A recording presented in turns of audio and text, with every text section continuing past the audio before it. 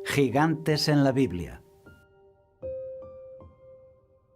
El libro del Génesis nos habla de los Nefilim. Fue en el principio de los tiempos. Esto de los Nefilim es tan interesante y tan polémico que lo dejaremos para el final de este programa. Siglos después de los Nefilim, la Biblia menciona los gigantes. En la época de Moisés y Josué es la Edad de Bronce. Únicamente Og, rey de Basán, había quedado del resto de los gigantes. Su cama, una cama de hierro. ¿No está en Rabá de los hijos de Amón? La longitud de ella es de 9 codos y su anchura de 4 codos. La cama de Og de Basán medía más de 4 metros de larga por 2 metros de ancha. Aparte de esta curiosidad de la cama, es un texto triste porque nos dice que con él los gigantes se habían extinguido allí. Og era el último porque dice, solo Og, rey de Basán, había quedado del resto de los gigantes de aquel país. Cuando Josué envió espías a reconocer la tierra de Canaán, los espías volvieron alarmados, diciendo que sus enemigos tenían gigantes en sus filas. Al menos eso dijeron. Los hombres que allí vimos son enormes. También vimos allí gigantes, hijos de Anac, raza de gigantes. Comparados con ellos parecíamos langostas, y así nos veían ellos a nosotros. Pero en la conquista, los israelitas consiguieron vencerles. Y Caleb echó de allí a los 3 hijos de Anac, a Sesai, a Imán y Talmai, hijos de Anac.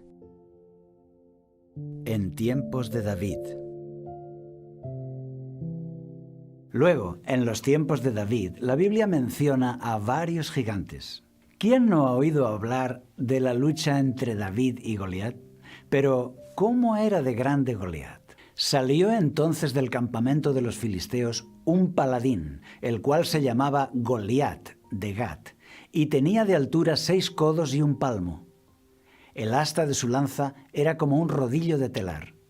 6 codos y un palmo de altura. El codo se mide desde la punta de los dedos hasta el codo. Era una unidad de medida que variaba un poco según las diferentes culturas de la época, pero estaba entre los 45 centímetros y los 53 centímetros. Esto significa que Goliat medía entre 3 y 3 metros y medio. Este era el tamaño de aquellos gigantes bíblicos. ¿Y sabías que Goliat tenía un hermano igual que él?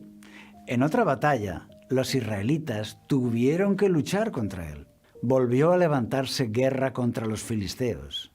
Y el Hanán, hijo de Jair, mató a Lahmi, hermano de Goliat, geteo. ¿Sabías que el rey David tuvo que pelear con un gigante por segunda vez? Es un relato poco conocido. Años después, David luchó con otro gigante y esta vez no fue tan afortunado y casi murió en esa pelea.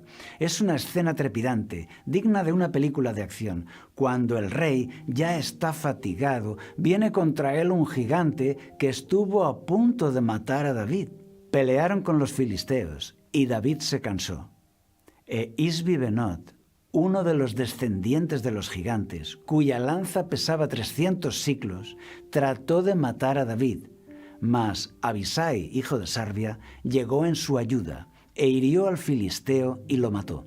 Luego, el texto hace un resumen diciendo que en aquel tiempo se toparon con 4 gigantes en los ejércitos filisteos en diferentes batallas. Estos 4 eran descendientes de los gigantes en Gat, los cuales cayeron por mano de David y por mano de sus siervos. Bien, ¿qué aprendemos de estos relatos de gigantes en la Biblia? Aprendemos que los gigantes eran entonces un fenómeno conocido, pero muy escaso. Solo unos pocos casos de gigantes en toda la nación de los filisteos. Aprendemos también que las poblaciones de estos hombres, como una raza donde todos eran gigantes, desaparecieron con el tiempo. Se habla de estos grupos en la conquista de Canaán. 4 siglos más tarde, en tiempos de David, ya solo quedaban algunos casos muy aislados que se extinguieron en el siglo X a.C. Y también aprendemos que los gigantes no medían 10 metros ni 20 metros, como en los cuentos. Estos hombres medían entre 3 y 4 metros. Eran seres humanos con un desarrollo superior, como si se tratara de una curiosidad genética, donde algunas personas recuperaran el tamaño original de la raza humana. Los Nefilim. Uno de los temas más enigmáticos de la Biblia son estos Nefilim, que han dado lugar a las más fantásticas teorías.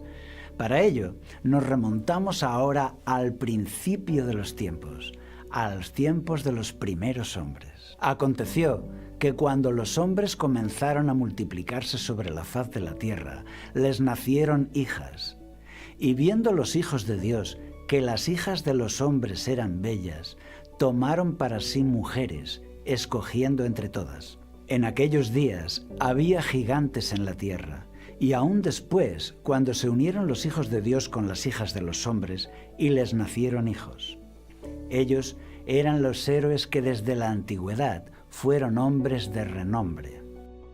Aquí se habla de los hijos de Dios que se unieron a las hijas de los hombres. ¿Quiénes eran estos hijos de Dios? Muchos creen que estos hijos de Dios eran extraterrestres, los Nefilim, seres creados por Dios en otros mundos, y por eso sus hijos en la tierra habrían sobresalido mucho en nuestro mundo humano por tener una genética diferente, superior.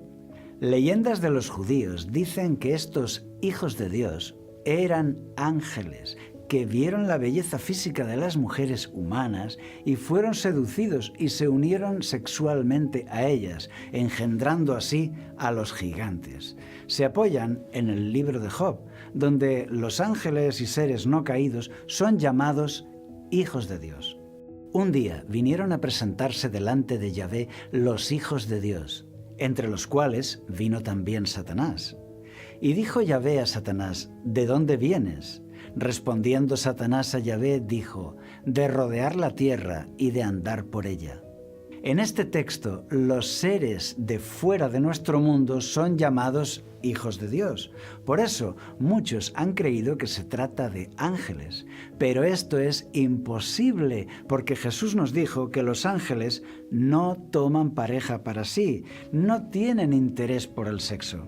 En la resurrección, ni se casarán ni se darán en casamiento, sino serán como los ángeles de Dios en el cielo. Los ángeles no se casan, son espíritus con una existencia superior a la materia. Entonces, ¿cómo entendemos este relato?